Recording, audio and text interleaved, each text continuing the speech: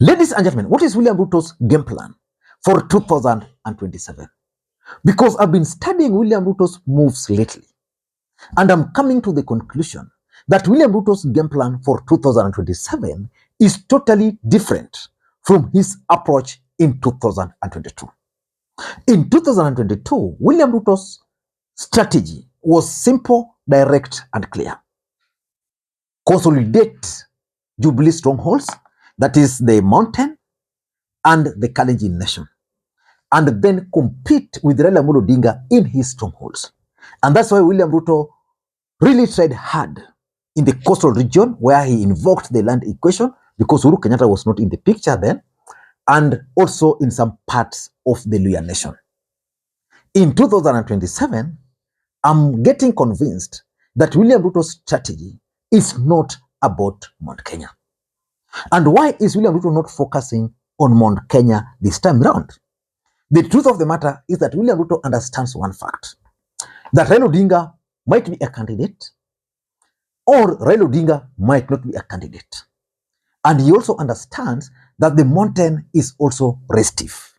Basically, Mount Kenya feels that they've been shortchanged, they've been betrayed, or they were conned.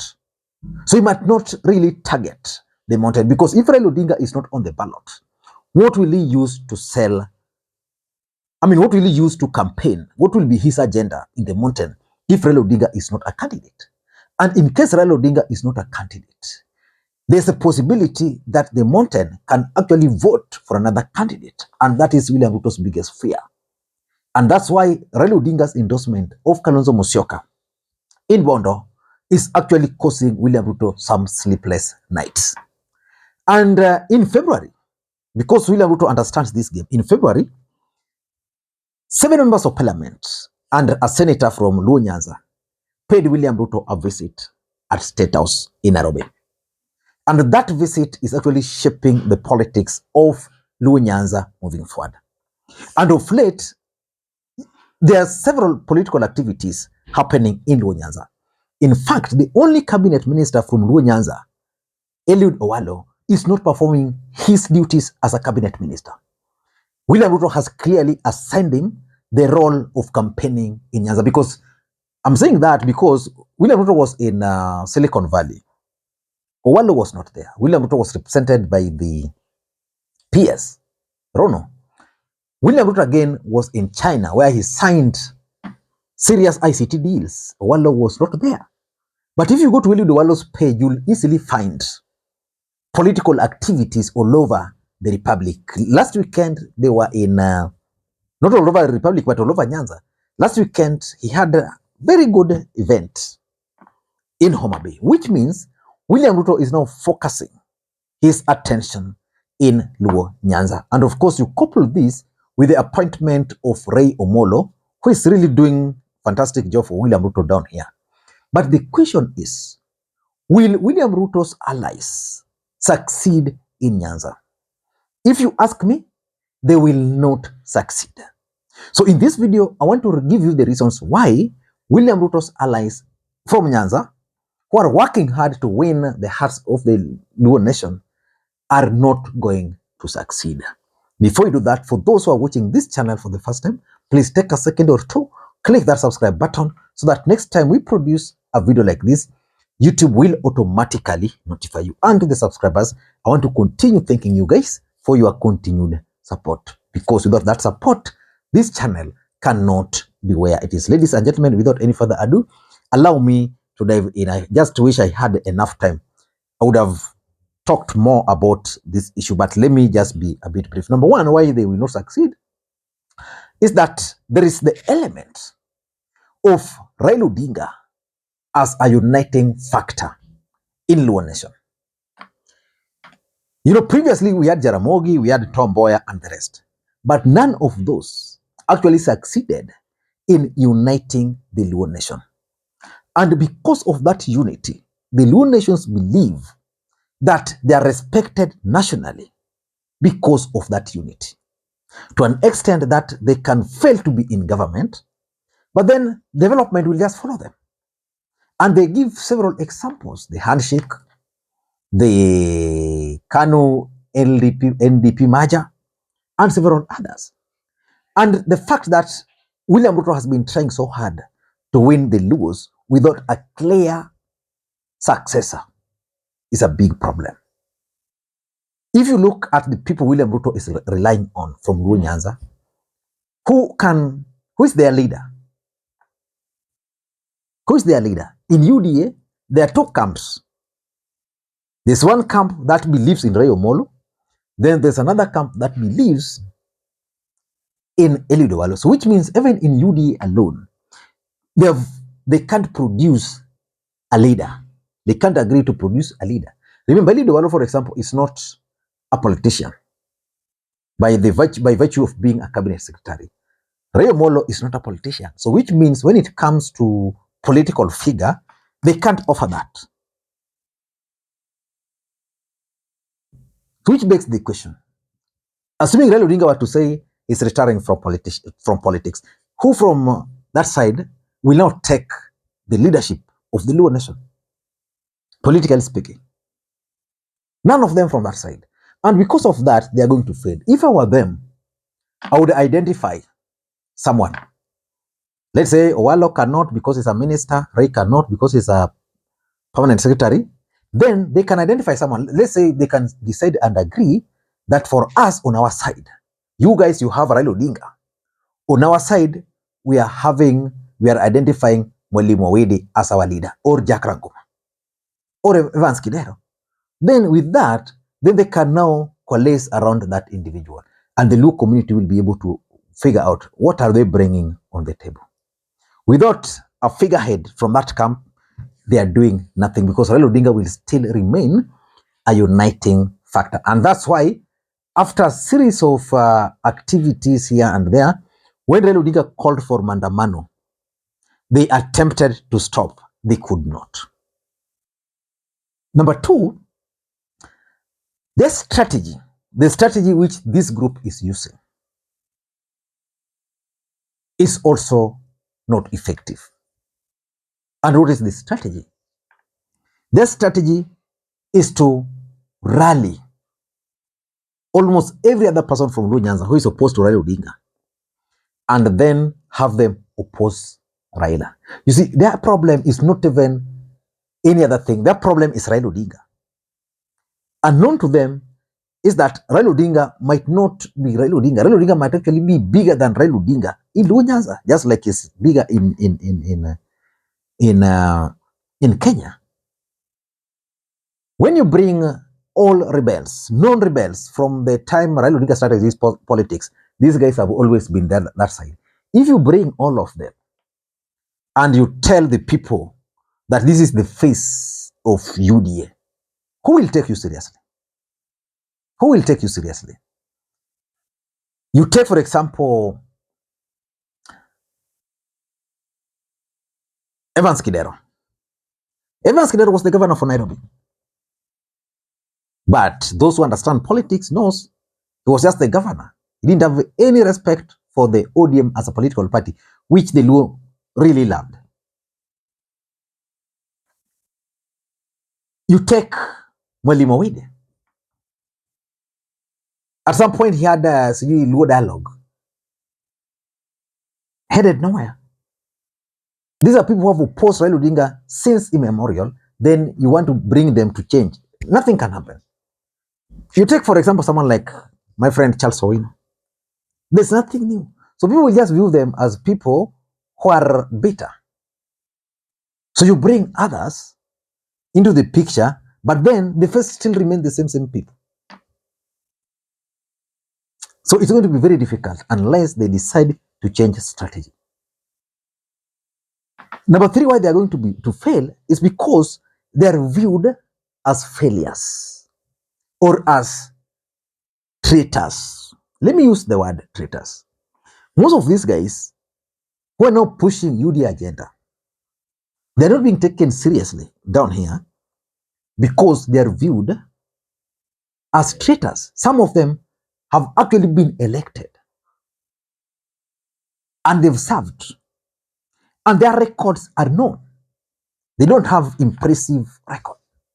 Most of them have actually been the beneficiaries of the things they are talking about or against in ODM. I want to give you some case. You know, when you talk of Rose Nyamunga was a women rep in Kisumu, courtesy of the Odingas, for those who understand what I mean. She failed, then they nominated her to the Senate. In the last election, she wanted ODM ticket for the Senate. She could not get it because Tom Ojianda came very strongly. So if you are to put Nyamunga and Ojianda in 2022, Ojianda was definitely defeating her. And of course, that's what happened. Then now this is the person who is going outside there to make noise. And people are asking themselves, let other people complain, but not Rose Nyamunga. You go and get someone like the former MP for Nyatike, Umuklela. You know, just direct beneficiary of direct nominations. When he failed, then Raila is back. And those cases are there. Someone like Ayecho Loeng was an MP assistant minister. The record on the ground, zero. Has been ODM chairperson, a failure as ODM chairperson, then defecting. Then the people are asking, what do these people really want? So if I were Ruto, I'd use an approach that I think it worked for Uhuru a bit when Uhuru introduced TNA in Nyanza. New faces, and these guys were just doing their thing. Rather than having people like Rangoma, you know, the people who I don't think beyond being the chairman of those boards, they can really add value to William Ruto's campaign. So that is why you see these guys, when they go for an event, it's the same people, you'll count them. The same faces, they go to Homa Bay, the same faces, they go to another place, the same faces. Because now they are viewed as betrayers. The other reason why they fail is the politics of money. You know, for Raila Odinga, he has had success in Nyanza because of politics of hope, giving hope to the community. Now you come and you flash money on the faces of Luos. They can't buy that. That worked for William Ruto clearly in Mount Kenya. But it can't work for Luos down here. And I can explain. When you call for a political event in my constituency of Nyakach, then you give people 3 gorogoros of maize, then you disappear. From January, you are not seen. Do they value that? No. So that politics of money is one of their undoing. If I were these people, I would identify a cause and pursue. Like for example, I'm seeing Raila Odinga trying to change some build houses for widows. You know, things like those can really persuade people. But not calling people, you give them 1 kg of maize, wanapanga laini, then you give them money. You know, it can't work. The politics of money has never worked in Nyanza. I'm saying this because I know instances where the Luos have rejected politicians with money, good money, and instead elected people without money. In Kisumu Central here, 2017, what happened? Fred Oda was elected a member of parliament. He didn't have anything. People were contributing money for him. And this is one of the most expensive towns. If you want to contest in Kisumu here, perceptionally people believe this is one of the most expensive towns. Watu wanajua pesa, so you must pump money. That did not happen. And number 5, which is their biggest failure, is the narrative that they're bringing development. That is their biggest failure. I don't know how it worked in Mount Kenya, but for the Luos, that development politics is not working. Because Luos understand the economy, the political economy, how it works. You come and launch an ICT hub, which by law is supposed to be launched in all constituencies. So William Ruto comes to Nyanza, then he identifies one constituency in the game, does that. He identifies an hospital somewhere, which is a county government thing, launch, while the county government is the one who will be always there. You come to Nyanza, you stop the money that was allocated for the EPZ, Special Economic Zone in Muhoroni, then you tell them that, things they don't really get. And in real sense, people are asking, where's the development? You said you are going to State House to bring development. Where's the development? So the Luos then compares them to Raila Odinga's record. The Luos know that when Raila Odinga worked with Uhuru Kenyatta, there's the port of Kisumu. You can't take that from him. There is the interchange, Ahero Nyando interchange, that road from Kisumu all the way to Isebania. You see, when he was with Kibaki, they believe that the road network in Nyanza was as a result of those development. The airport in Kisumu, as a result of those collaborations. Then we unakuja na mkati mbili, you tell the people that, oh, that's development. People don't get that. Because if anything, the problem is with these people is that they don't know that there are people who are not politicians, even in the villages, who are doing fantastic job. Some of the things they are claiming to be doing. And lastly, there's also the division in Kenya Kwanza. If you look at Kenya Kwanza, who are opposing Raila Odinga in Nyanza, they're already divided. Why do you think someone like David Ochieng is never attending these events? Then there's the other group who are the first people to defect. Why are they not joining this group? So it means in Kenya Kwanza alone, they're already decided. They're already divided. And because of that division, they can't speak with one voice. They can't. So let us wait and see how things are going to unfold for them. But I don't think if they'll actually succeed in outwitting Raila Odinga. Of course, they'll be able to increase the numbers from 1%, maybe to 8% for Ruto, or 10%. Because I talk to people here. But of course, you never know. If Raila Odinga will not be on the ballot, that is their prayer.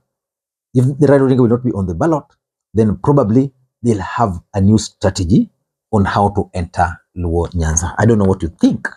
Until next time, this is Makwiny. But by the way, Babu Owino is going to be the next Luo kingpin. Take that to the bank.